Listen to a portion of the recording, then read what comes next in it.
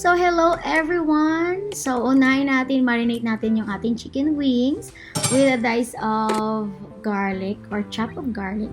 Then, I'm using olive oil.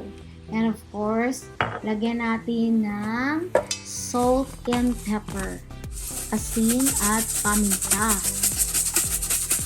Ayan. Salt. Asin. And then, paminta. And then, lagyan natin ng garlic powder.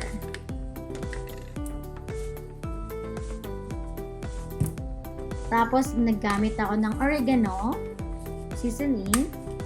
Ayan, para mabango yung ating chicken. And then, paprika, para may konting color yung ating manok kapag na-fried natin. And then, ihalo natin siya. Mix it. Next, keep mixing and mixing and mixing.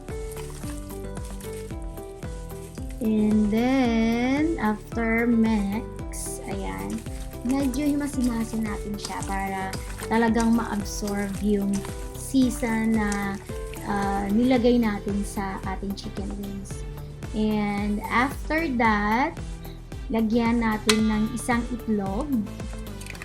Ayan, itlog. And then, nilagyan ko siya ng milk.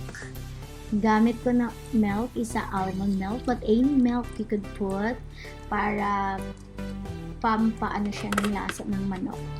And then, lagyan ko siya ng cornstarch. Siya yung nagpapa-crispy ng ating chicken kapag na-deep fry natin mamaya. And then, after that, i-mix natin siya ulit.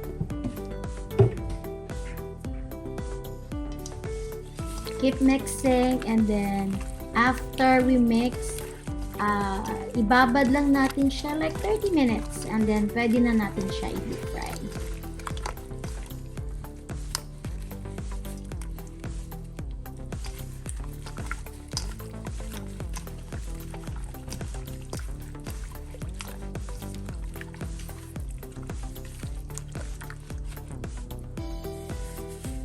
Ayan, meron na tayong pinainit na oil or mantika. And then, i-deep fry natin. Kailangan mainit talaga yung oil para makikita nyo yung outcome ng chicken wings na crispy siya. Kasi kapag hindi mainit yung mantika, hindi siya mag-crispy yung ating manok. So, kailangan mainit talaga yung ating mantika. Ayan, i-deep fry natin siya, yung ating chicken wings.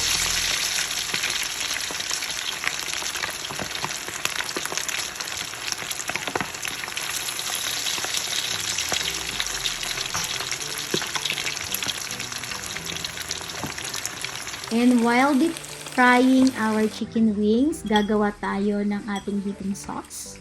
So, I'm using a sour cream and then mayonnaise. Gumamit ako ng sour cream and mayonnaise.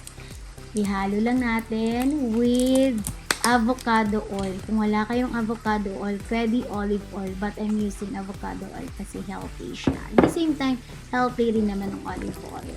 Kasi nagamit na ako ng olive oil sa ating chicken. So this time, for my sauce is avocado oil. I love avocado oil. Ayan, i-mix lang natin siya hanggang magiging siya. Parang creamy siya. Mixture. Ayan, creamy na siya. And then, ready na natin yung ating fried chicken wings. So, ayan, tapos na yung ating cream, dipping cream, and then, i-take out na natin yung ating chicken wings. Did you see that it's red, and it's crispy, and it's really crispy. And then, gagawa na tayo ng presentation to our chicken wings. So, ilapag natin yung ating chicken wings. And arrange natin konti. And then, lagyan natin siya ng onion rings on the top. Sliced onion, round onion. Para maganda yung ating presentation. And then, after that, pwede na natin siya lagyan ng ating dipping sauce. I call that creamy dipping sauce kasi it's creamy with sour cream and mayonnaise.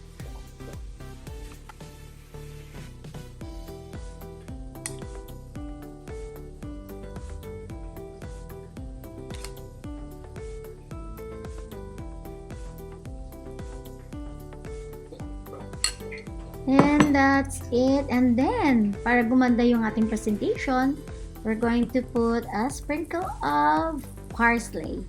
Ayan. So, ayan. Tingnan natin yung ating presentation. It's very presentable. Ayan. Magaganahan na yung ating family to eat that yummy chicken wings with a dipping sauce on the top. The creamy dipping sauce.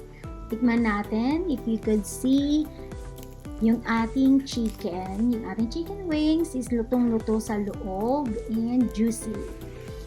And then, let's try. Tingnan natin yung crunchiness and we're going to dip in the sauce. Ayan.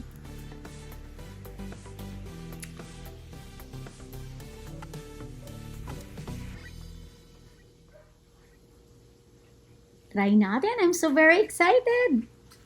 Oh my gosh, it's crunchy.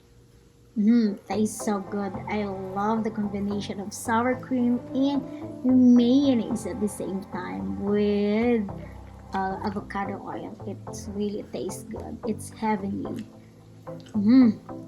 Yummy. Try nyo guys sa bahay nyo and try to cook for your kids.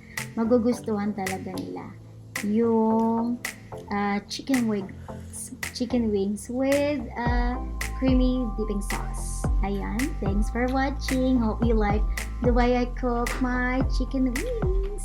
Bye guys, thank you. Don't forget to subscribe and like. Thank you.